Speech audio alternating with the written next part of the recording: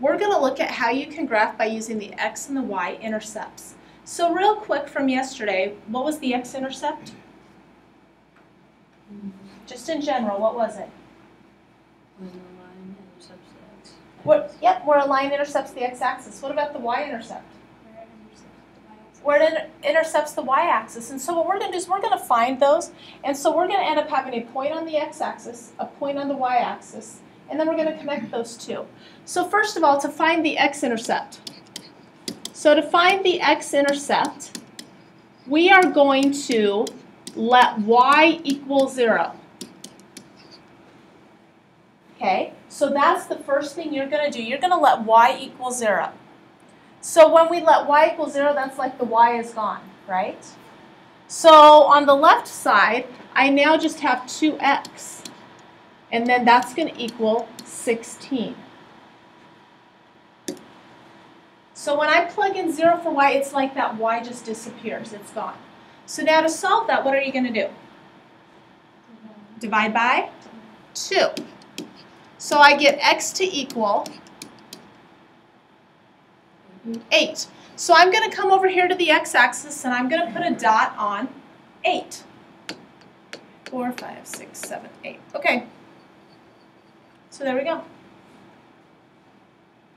So now we're going to do the same thing with the y. To find the y-intercept, we are going to do what? What do you think? We're going to let x equal 0.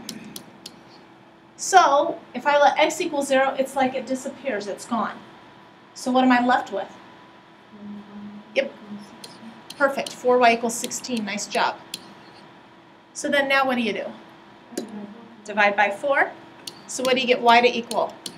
4. So you're going to put a dot on the y-axis at 4.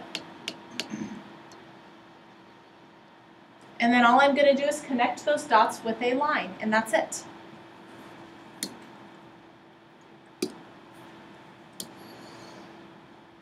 Okay. Now one of the things about lines that we need to do is we always need to make sure we have arrows.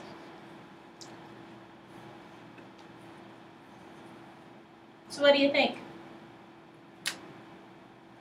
Pretty easy, right? Okay, so let's look at another one. Graph negative x plus 2y equals 3 by using the x and y intercepts. So first of all, we need to find the x-intercept. So what are we going to do? Y equals 0. Now you don't necessarily need to make these notes up here. I'm just putting those for anybody that's watching and just to remind you again that we just let y equal 0. And so what do I have if I let y equal 0? Equals 3. So the question is now, how do you solve that? Now remember, that's like a negative 1x. Okay, so to solve that, we're just going to divide by a negative 1. So what do you get x to equal? 3. So I'm going to put a dot at negative 3. Isn't that the x-intercept? Oh, yes, you're right. Good call. Way to pay attention. Caught me. Okay, so it should be at negative 3. All right, so now we need to find the y-intercept. So what are we going to do? Let x equal 0. So I'm left with what, folks? 2y. Yep, 2y equals 3. So now to solve it, what are you going to do? Divide by 2. So what is 3 divided by 2?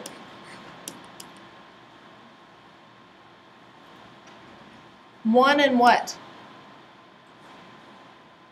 1.5, right? So I'm just going to put a dot at 1.5. Yes, you can graph fractions. And now all I have to do is put a line through that, and we're good to go.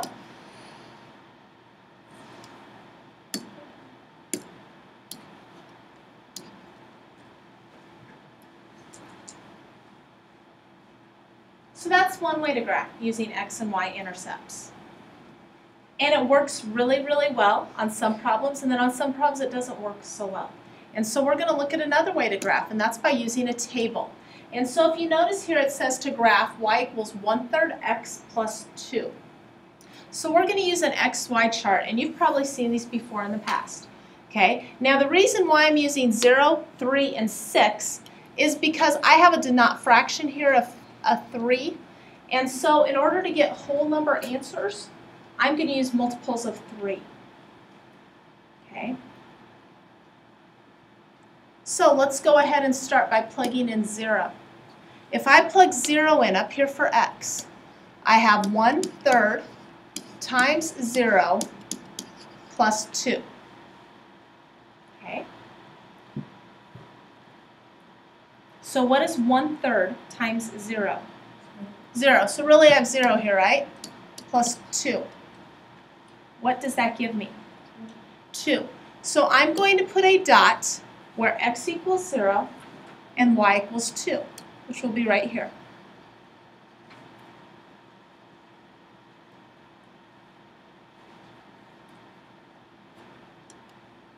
Okay, let's look at the next one. I'm now going to plug in 3 for x. So I have 1/3 times 3 plus 2. So what is 1/3 times 3? 1, right? It's like they cancel, and that leaves you with 1 plus 2. So what does that get me? 3. So I'm going to put a dot where x equals 3 and y equals 3.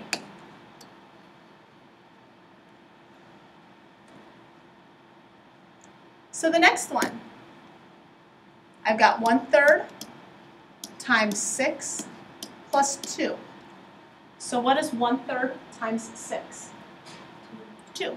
So I have 2 plus 2, which is 4. So I'm going to put a dot where x equals 6 and y equals 4. Now if you've done it correctly, these should lie in a line. And we're just going to go ahead and draw a line through that.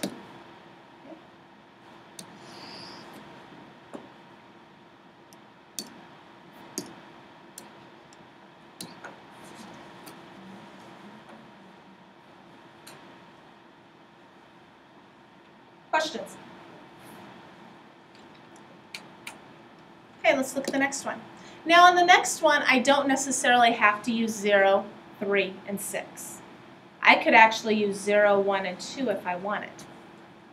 Okay? And so in fact, let's do that. Let's go ahead and change these to 0, 1, and 2.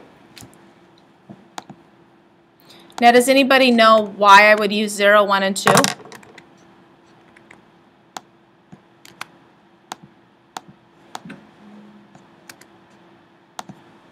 Just because they're smaller. The smaller number you use, generally it should be a little bit easier. The problems won't be as big. So this first one, x is 0. I'm going to plug in 0 for x. So in this case, I have 2 times 0 minus y equals 2. So what is 2 times 0, folks? 0. So I have 0 minus y equals 2. So I really have negative y equals 2. So what does y equal? Negative 2. It's like you switch the signs, right? So 0, negative 2. So I'm going to come to 0, and I'm going to put a dot at 0, negative 2. Let's do the same thing with 1. So I've got 2 times 1 minus y equals 2. What's 2 times 1? 2. Yep. Minus y equals 2.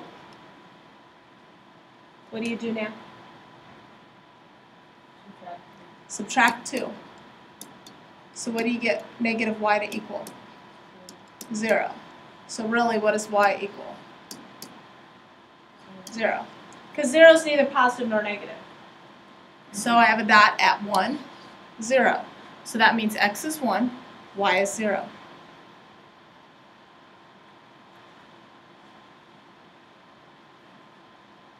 What are we going to plug in next?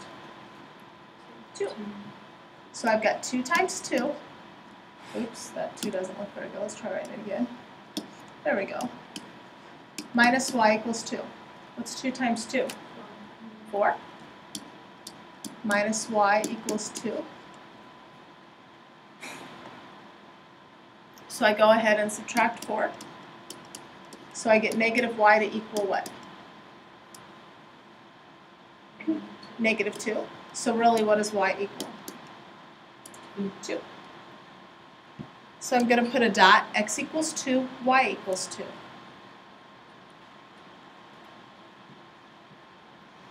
What do you do now? Yep, draw a line, connect them. There you go.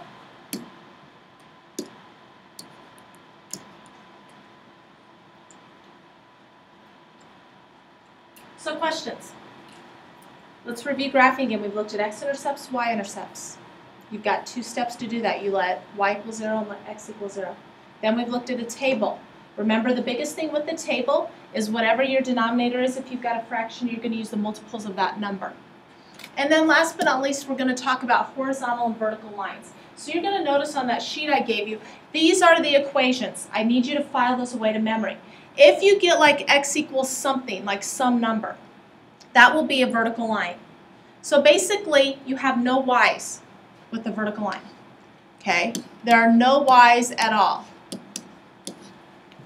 With a horizontal line, what do you know? No x's.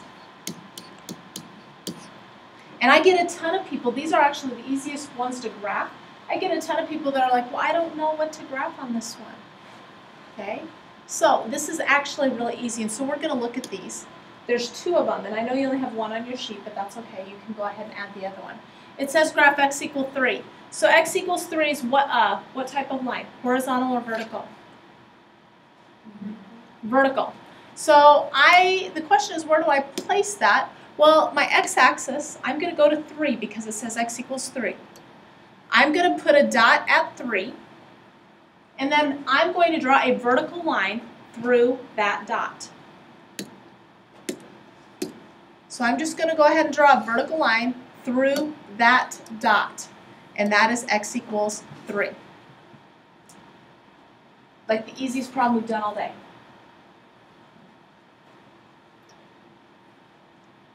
Let's look at the next one.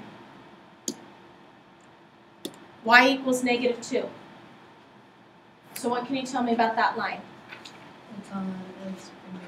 It's going to be a horizontal. So then in order for me to graph that, first thing I'm going to do is I'm going to go to the y-axis, and I'm going to go to negative 2, and I'm going to place a dot. And I'm going to draw what type of line through that? Horizontal.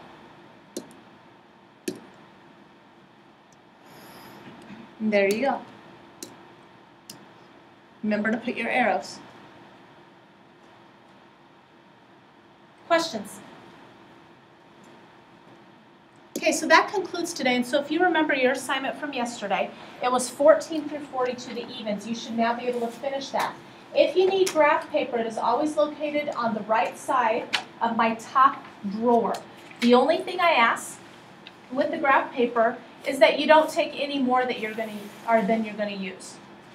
Okay, so that will be due tomorrow at the start of class.